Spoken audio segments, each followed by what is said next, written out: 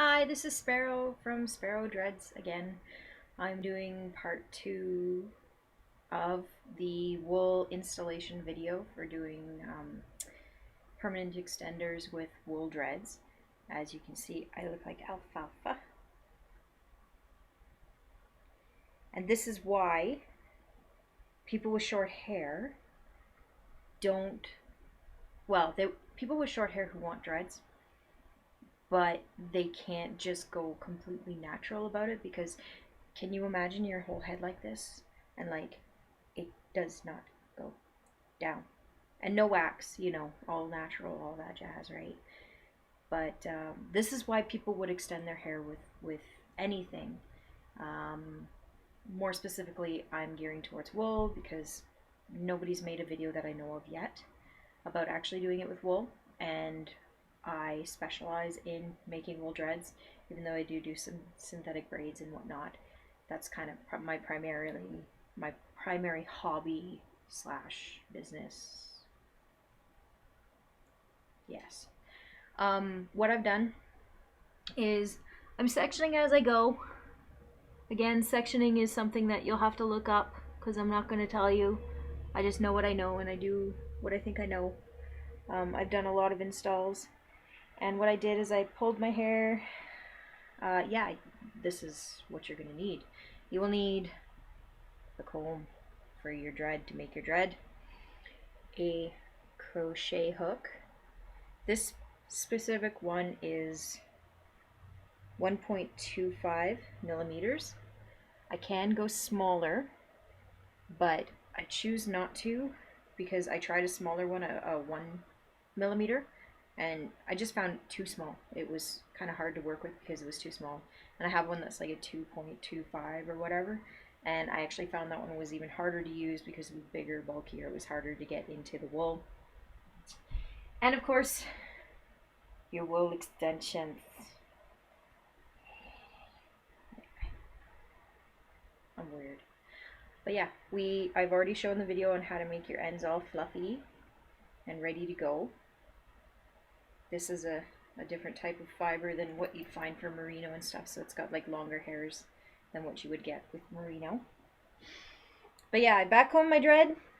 I backcombed it as much as I could. I think you can see how thick it is. And I'm not Jaws, but this is kind of fun. But yeah, do that. I try and make sure it's as tight as possible, as close to the base as possible, because that's where you have the hardest time getting your roots to lock. And it's completely normal for when your dreads are growing, for your roots to kind of just flop and not really seem like they're dreading. If you don't like that, and if you're impatient or whatever, you can always just grab your dreads like this and push them against your scalp and roll in either direction for however you want. And it actually does really good to help lock up your roots as they grow. And palm rolling is your best friend when it comes to this stuff. As I mentioned in my other video, wool felts. Wool has pores in it that open up when you heat it up and when you cause friction, and that's what causes the wool to go to the shape that you want. You can make anything out of wool. There's people who make shoes out of wool. There's people who make scarves. I've tried making scarves before, and I had like a lot of wool, and it shrunk down to like this big, but it was pretty. But yeah, the pores, they open up and they fuse, and because it's a natural fiber, it just kind of does all this awesome stuff, which is one of the reasons why I'm noticing that doing this with wool is way, way easier than synthetic hair, because synthetic hair, where are you? Synthetic hair doesn't have pores. This is why you can't dye synthetic hair, or you can, but it's apparently a really, really big pain in the ass. Well, you can dye because the pores open up. It's just like your own hair. When you're dyeing your hair with permanent dye, the follicles in your hair open up, and you put the color in, and then the idea is when you wash, cooler water helps close the follicles, that keeps the color in longer, all of that jazz. But yeah, when you're doing stuff with wool, it's kind of the same thing. You're half felting it, or at least this is what I found works for me. And this is one thing I always preach in all my videos. Yes, I might do it this way. This way works for me. It might not work for you. Your hair is different than my hair. Your strategies are different. You don't know how to use a crochet hook the way I know how to use a crochet hook. I barely even know how to use a crochet hook when it comes to this kind of stuff. So it's a learning process, and you just learn to find what works for you. But this is kind of how I've figured out how to do it. I've had these babies in for about 4 or 5 days now, and they are not going nowhere. Anyway, so yeah, I'll start. I've got my alfalfa dread. Fabulous. And what I kind of aim to do is I kind of aim to encompass and surround my dread, my normal hair. And what I'm going to try and do too, because I'm using this as a mirror, so hopefully I don't screw up. But yeah, I try and make sure that I'm going to get it at a point where it's going to be even around my dread, trying not to get other hair. But yes, I'm encompassing my hair with the wool poof, right? And what I'm going to do is I'm going to palm roll this to the point where my hands start to heat up and cause friction, and that helps the wool to really grab onto your hair and just kind of helps it sit there well before you start crocheting. It just, again, I found this works really well for me. And I'm going to tip my head upside down to do this because it's easier on the top of my head and all that stuff. The wool might slip as you're starting to palm roll it onto your hair. That's why I put it really, really close to the base, because I'm expecting it to slip down a little bit before it starts to really adhere. So I'm going to just flip. And I'm all the way down here. Palm roll.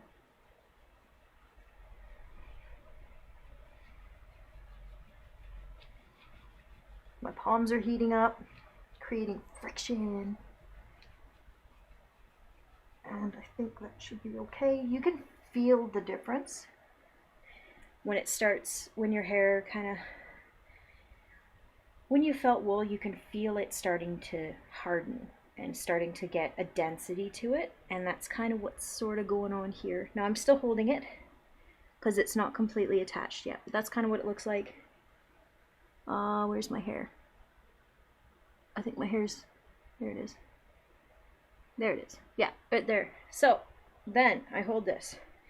Take your crochet hook. Point it the direction that you know you're pointing it to. Insert, if you can see, into the dread, and do your best to try to pull your own hair through.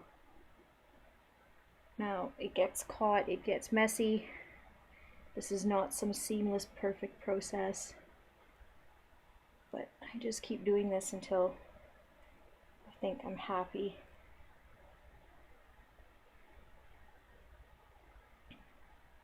I also try and move around the hair, or the wool, to try to keep it and try to get it in different directions. Now I'm going to turn it again. Same thing. I know it's hard to see with my fingers. And there, see, there's my hair again. Now I'm going to turn it again and keep going from the top. But the idea is to basically entangle your hair in as many spots throughout the wool as possible, and then you can kind of bury your hair into the dread.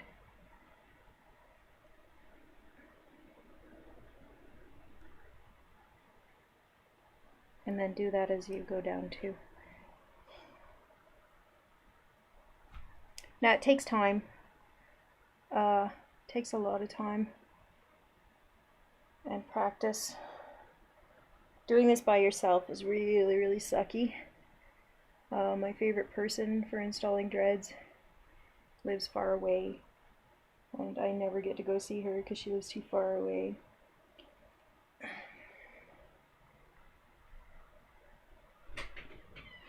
But yeah, she lives too far away and all that jazz, and it would be so helpful if I had somebody else to help me do this.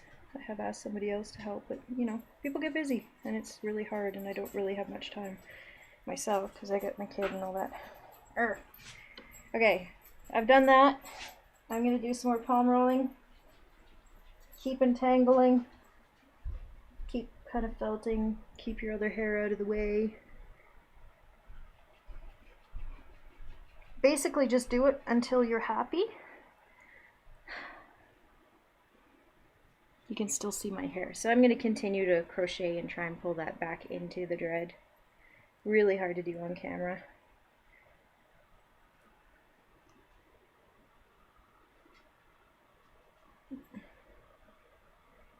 My perception is so off right now. But yeah, that's the basic gist of it. You'll figure it out as you go. Oh, and your arms get really tired. But yeah, I'm pulling. That's actually in there pretty good. Yeah, it's a bit thin. If you think it's a bit thin, you could always take a little bit of extra hair or wool, and you can always wrap the wool around here, but it's kind of harder to get it to felt and stay on. But yeah, that's the basic idea.